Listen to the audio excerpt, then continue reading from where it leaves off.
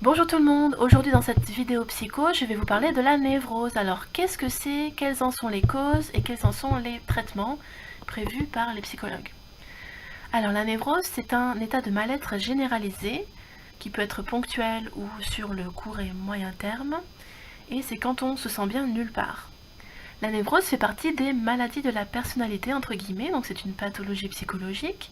Elle n'est généralement pas grave et les troubles comportementaux associés sont souvent mineurs, sont souvent pas très importants. Alors la névrose, qu'est-ce que c'est? L'origine de la névrose est souvent relative à un traumatisme, plus ou moins récent et qui a impacté l'état psychologique de la personne. Donc c'est un traumatisme psychologique.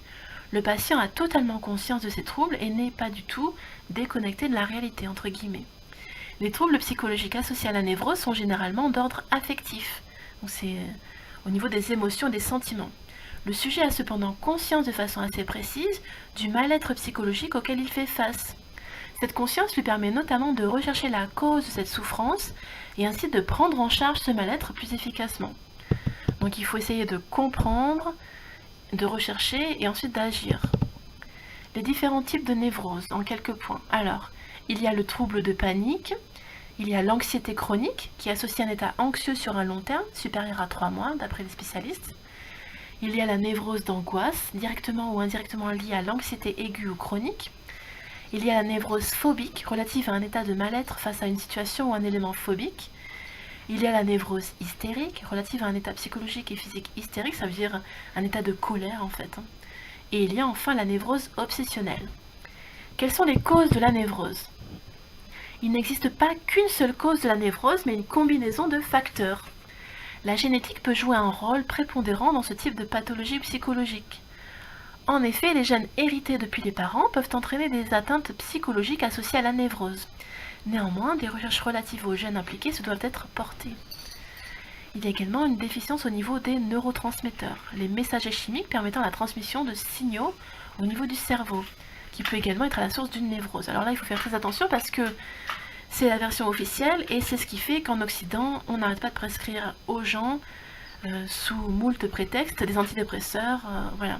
Donc je m'en réfère à ma vidéo précédente sur les antidépresseurs qui seraient liés à la puce RFID et au lithium qui est contenu dans la puce RFID. Ensuite, des anomalies dans le cadre du développement cérébral ont également été identifiées dans le cadre du développement d'une telle pathologie psychologique. Les parties du cortex cérébral les plus souvent touchées par ces atteintes sont l'amygdale, l'hippocampe ou encore le cortex orbitofrontal. L'environnement social et familial du patient peut aussi jouer un rôle néfaste dans ce contexte, notamment dans le cadre d'abus sexuels, d'une exposition chronique à des situations angoissantes, stressantes ou de détresse, particulièrement chez l'enfant, un abandon des parents, des troubles mentaux, etc. On pourra noter également, je rajoute personnellement, le burn-out, la dépression, etc. Qui est touché par la névrose? Chaque individu peut se retrouver face à une névrose plus ou moins importante à une étape de sa vie. Cependant, certains individus le sont plus que d'autres. Ceci en fonction de leur passé, de leur histoire, de leurs relations, de leur personnalité, etc. Donc, selon leur sensibilité au stress, voilà, d'une façon générale. Alors, quels sont les symptômes les plus importants de la névrose? Alors, on note un ensemble de signes cliniques, de symptômes, qui peuvent être associés à un état névrotique. Parmi ceux-ci, nous pouvons citer entre autres l'instabilité émotionnelle, la tristesse, l'énervement, la honte, la panique, le sentiment de solitude, etc. Ensuite, une perception des choses perturbée, remise en cause de sa personnalité, perception de voix inexistante, hallucinations, etc. Un comportement compulsif, besoin de se faire mal, réalisation de choses de façon irresponsable, consommation de drogue, donc de substances qui créent une dépendance. Des relations sociales instables, un harcèlement d'un membre de son entourage, un comportement menaçant voire violent envers son entourage, etc. Alors, diagnostiquer et traiter la névrose. Il est conseillé de se rapprocher de son médecin généraliste à partir de la constatation des premiers symptômes associés à la maladie.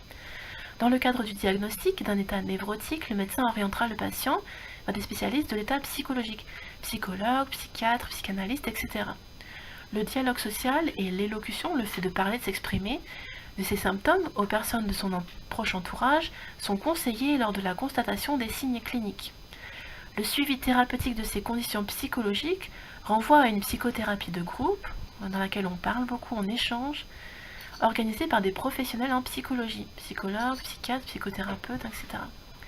Si les symptômes diagnostiqués sont sévères, une hospitalisation peut être prescrite. Néanmoins, ce cas de figure reste rare. J'espère que cet article vous aura plu. À bientôt.